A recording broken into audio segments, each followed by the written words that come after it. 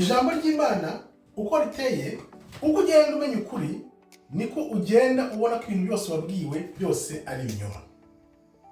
Biragutangaza, ijambo nk'uko ribivuga, nubona uzatangara, wibaze, bigutera ubwoba, ariko nyuma ya byose uzayobora byose. Uyu munsi rero nkaba ngiye kuganira kuri iSiraheli. iSiraheli ya Nyayo irihe? iSiraheli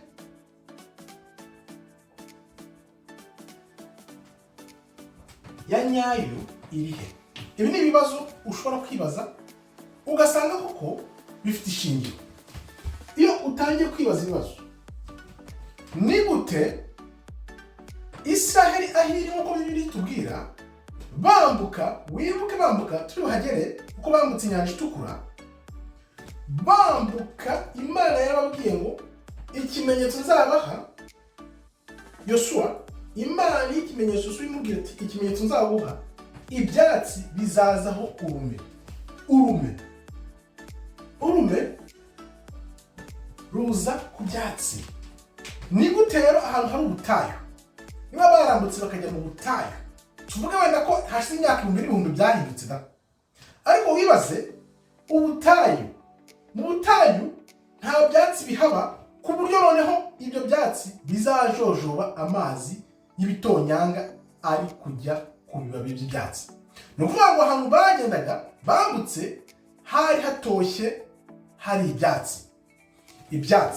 Ni ukuvuga ngo niba nta byatsi bihari, aho hantu bambutse bajya nihe? Ikindi gikurikira, Imana mu ijambo ry'Imana ritubwira ko, wibuke ari Samson, ari na Dawidi, bombi bishe intare zigaragara he? Ahantu hagaragara intare ni hehe? Muri biriya bihugu byo mu Barabu, byo mu butayu, ntahantu bapfa kubona intare. Kugira ngo bice izo ntare basanze zari hehe?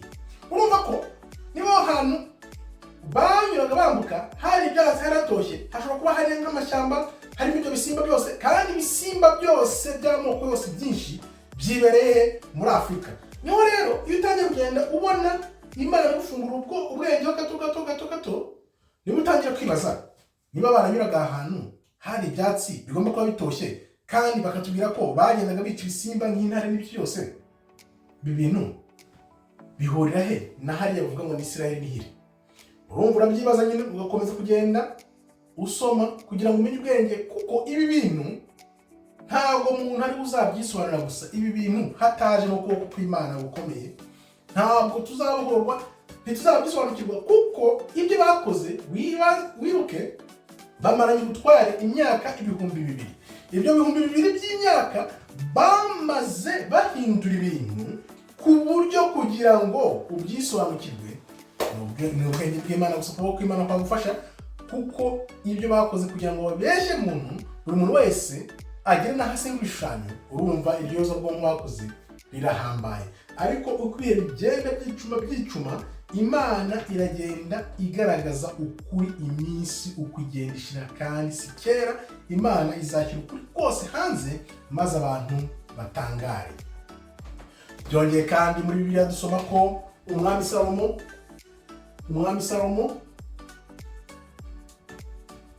yari afite ubwami, intebe ze zibajwe, zikozwe mu mahembe y'inzovu. Ibaze amahembe y'inzovu angana uko yakora intebe y'umwami Salomo yavuye he? Tuzi neza ko Abashinwa biri bafatwa hirya no hino ngo bari kwiba amahembe y'inzovu bayavana muri Afurika. Ni ukuvuga ngo ibi byose bigenda biduha icyitegererezo no kwibaza, iSiraheli Nyayo ishobora kuba yari muri Afurika. Amahembe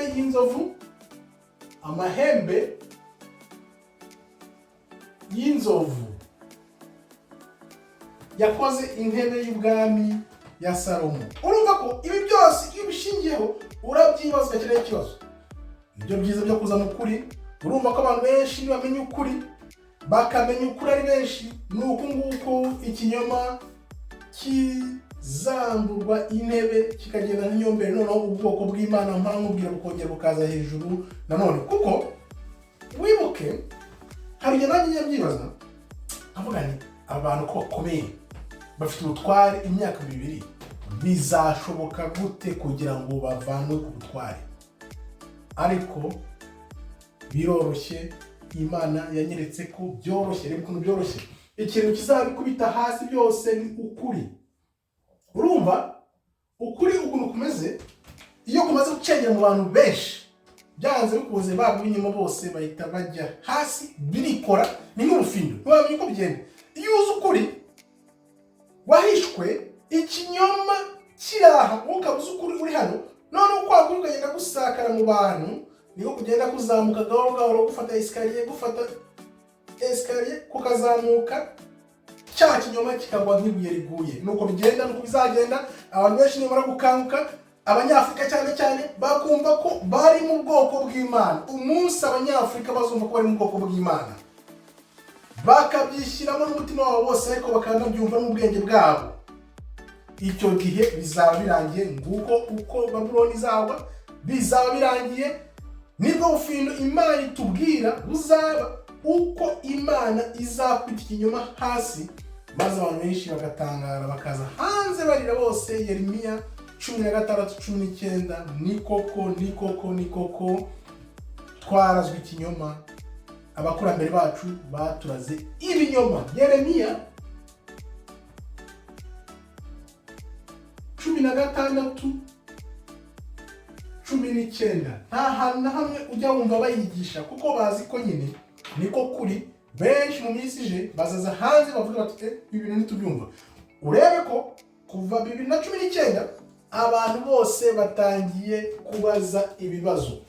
2019 yakanguye benshi, niko Imana ikora. Imana irakureka ugakora ibyo ukora, ukagira buri mugenzi wayo ikakwihorera, ariko Imana ibizi ko ni weho uzisenya. Narababwiye, murambabwira nti satani azisenya. Satani ni uzisenya, kuko ibyo satani akora azi ngo arashaka kwigarurira abantu abayobye, ahubwo niko abantu uko Imana yabakoze barushaho gukanguka, bakavuga ati ibi bintu tugomba kubyitondera, tugomba kureba ibyo ari byo. Noneho kubera ko satani nyine afite umugambi wa satani, umugambi w'Imana uhabanye n'ibyo, nuko nk'uko satani ishyira hanze, satani akagenda yisenya, azi ngo ari kurushaho kuzimiza no gukorera umuntu iyozabwonko. Wibuke kandi, kugira ngo ikinyoma kibeho hagomba kuba hariho n'ukuri. Kugira ngo ikinyoma kibeho, ikinyoma nticyabaho hatari ukuri. Gute? Iyi Bibiliya uko tuyizi, barayifashe bayivugisha ibyo bashaka kwivugisha. iJambo ry'Imana ririmo ni iJambo ry'Imana, ariko tuvuge ni nko kugoreka amateka. Amateka araba, ibintu abantu babibona bose, kubera ko hashira imyaka myinshi abantu bakagenda bahindagurika, bavaho haza abandi bashya. Noneho iyo ugoretse amateka, abantu bagendera kuri ya mateka agoretse, aho kugendera ku mateka uko yabaye. Ibyo byabaye kuri Bibiliya. Rero sintinya kubivuga ko ndabizi neza. Bibiliya ni iJambo ry'Imana, ariko abazungu barayifashe nyine bayivugisha ibishyira umwirabura hasi. Ni ukuvuga ngo niba bakubwira ngo ubwoko bw'Imana bwambutse inyanja itukura, turebe hano inyanja itukura,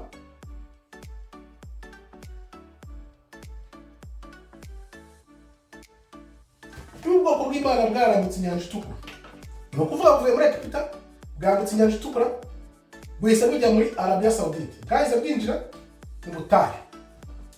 Ariko noneho Bibiliya irakubwira ngo aho bagiye bajya mu gihugu cy'isezerano, banyuze ahantu hari ibyatsi bitoshye, hari izo nyamaswa zose, aho bagiye bica intare, aho bagiye babona amahembe y'inzovu. Urumva aho hantu ibyo bintu byose byabereye muri Afurika. Nubwo tuzi ko na kare gace ka iSiraheli nako kari muri Afurika, ariko urumva ko ibyo bintu byo muri Bibiliya byabereye muri Afurika, ahantu hatoshye, ahantu hari ibyatsi, hari inyamaswa z'amoko yose niho byabereye. Bibiliya bitubwira ni ukuvuga ngo byashobotse gute kugira ngo bafate ibyo bintu byabaye uko byagenze none babihindure babijyane mu kindi cyerekezo. Imana rero izatwereka ukuri, niko kuri tunyotewe, kandi uko kuri bugufi. Byanze bikunze bazakora intambara, bakora ibiki byose, ariko byanze bikunze ntibashobora kuzakumira ukuri niyo byagenda gute. Ibi bintu abanyafurika bose nimara kubyumva, ibyo baharanira kugira ngo bibohore, niko kuri kuzabohora umunyafurika kugira ngo amenye iyozabwonko ry'amateka ye yakorewe. Iryo yozabwonko ry'amateka ryakorewe abanyafurika nibamara kurirenga bakumva ukuri, bose bagakanguka, bikagaragara isi yose ko ukuri twakumenye, bizaba birangiye, nta kundi bizagenda. Umwirabura niwe uzongera kujya hejuru, akaba aribyo barwana nabyo kugira ngo bitongera kugaruka. Abanyafurika twongere turaguha ubutware. Nizo ntambara zose, ibyo ubona byose ni ukugira ngo umunyafurika atongera kumenya ko ari we wari ufite ubutware, ari we bwoko bw'Imana. Nizo ntambara ndabivuga umunsi ku munsi, abantu babyumve, abatabyumva nabo kandi bazabyumva n'igihe, kuko byanze bikunze uko kuri niko tunyotewe, kandi niko kuzatubatura kugira ngo twongere dufata ubutware twanyazwe ubwo twanakurikiza Imana, nk'uko twabibonye mu gutegeka kwa kabiri, uko Imana yatubwiye ati nimukurikiza amategeko yanjye mukanyumvira, nzaba Imana yanyu nanjye muzaba abantu banjye. Ariko umuntu yaranze, umwirabura yaranze, aravuga ati fashe inzira zanjye, ndashaka kuba nka Babuloni. Uko byagenze twarabibonye, ibindi ni amateka, ariko amateka ahoraho kugira ngo yisubiremo, kuko abantu ntibayiga. Ibyo rero nibyo bije kugira ngo ubwoko bw'Imana bwongere bugaragare, twongere dusubire mu butware nk'uko bwamye tubufite kera na kare. Igishimishije muri byose rero ni uko umwuka w'Imana ari aha. Byanze bikunze ubuhanuzi bugomba gusoza, ubuhanuzi uzasoza, kuko Imana niyo yabitegetse, niyo yabivuze. Twaba dufite Bibiliya y'umwimerere, twaba tutayifite, byanze bikunze ubuhanuzi bugomba gusoza, kubera ko umwuka w'Imana ari hano, azaza ajye muri twe, atwinjiremo, atwereke uku kuri twahishwe.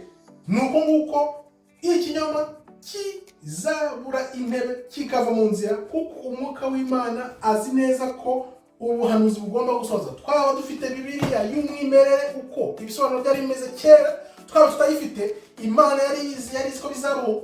Imana rero aho ibera Imana nyamana, Imana umusumba byose, nuko noneho kuri iki gihe izakoresha umwuka wayo. Wibuka Imana iravuga ati nzashyira umwuka wanjye mu bantu banjye, bongere bahanure, bagire inzozi, bahanure, bigishe. Nibyo biri kuba. Niyo mpamvu ubona dushaka kubigisha ibintu by'ukuri. Ushaka gukunda ukuri, zamukuri, kuko intambara zigiye kuba hirya no hino zigiye gusiga buri muntu wese yibaza ati ese nuwande.